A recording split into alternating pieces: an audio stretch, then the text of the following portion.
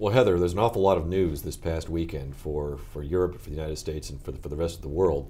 Of course, one of the big things that was the development that Vladimir Putin is indeed most likely going to be the next president of the Russian Federation, with getting the support of the current president, Dmitry Medvedev, at the United Russia Party Congress a few days ago. I'm getting a lot of questions as to what this means for U.S.-Russia relations, what this means for Russian politics. My first answer is kind of, well, it's not so much that Putin's returning. He never really left. While he's been in the prime minister position for the last 4 years, and de facto, de jure power lies in the office of the president. I've always assumed that any significant decision on domestic policy or foreign policy was taken with the explicit or implicit support of Vladimir Putin. I think one of the biggest challenges for the Obama administration is developing the personal relationship.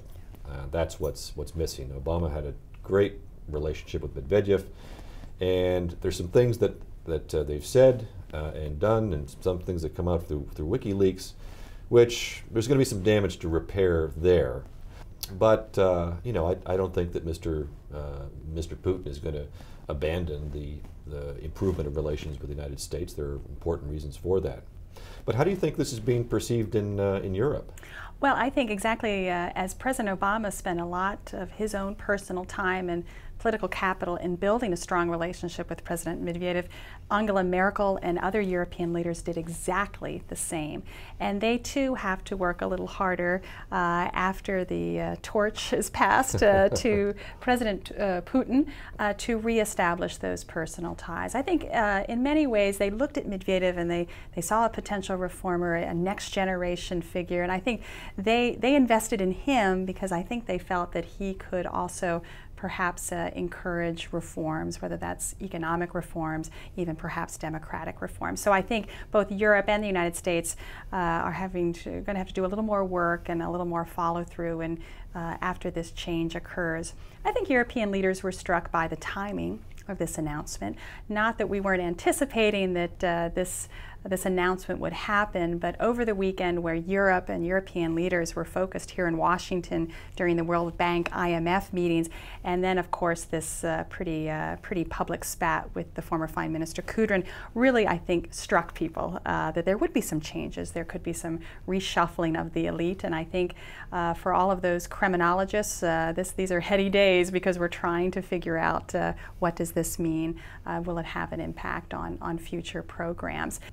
Yeah, I was certainly struck by the timing as well, of course. And my first explanation was that the Russian markets tanked at the end of the last week, but as did most markets in the world. But the Russian market lost about 15% of its value, and I think maybe that was the catalyst to we need to provide a greater degree of political certainty. So let's make this announcement right now. I don't know whether perhaps they planned it earlier, but that was the first thought for me. Putin's got quite a challenge. He could have rode off into the sunset and with a very strong legacy, but it's kind of risky for him to come back as well because the challenges that Russia faces are not insignificant, and I don't think that the reform, the agenda, the so-called modernization agenda, can be ignored. The drivers of Russian growth, which propelled that growth from 1998 to 2008, those have been drying up, and so I think he's going to have to return to that. And in fact, while he might have been regarded as Vladimir the stabilizer in the first 8 or 10 years, I think whether Russia really does need modernization and a modernizer, and that's going to be his biggest challenge: is can he be Vladimir the modernizer in the years to come?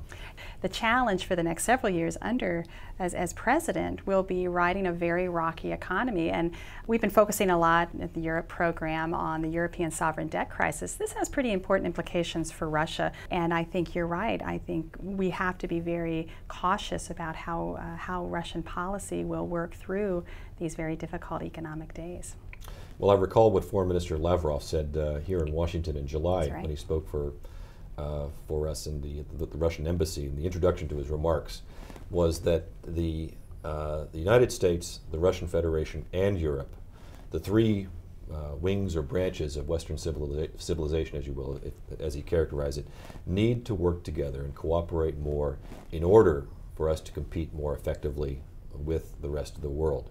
The biggest question the Russians probably have, especially about our relationship, is, what's going to happen with the U.S. elections in 2012?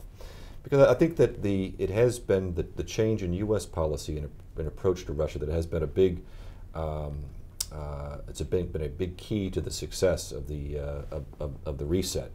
And so the Russians are pretty nervous about that as well. And heck, there are a lot of things to be nervous about in 2012. So look forward to continue to talking to you about this, Heather. I think we'll have a lot to talk about in the weeks and the months to come. Thanks, Andy.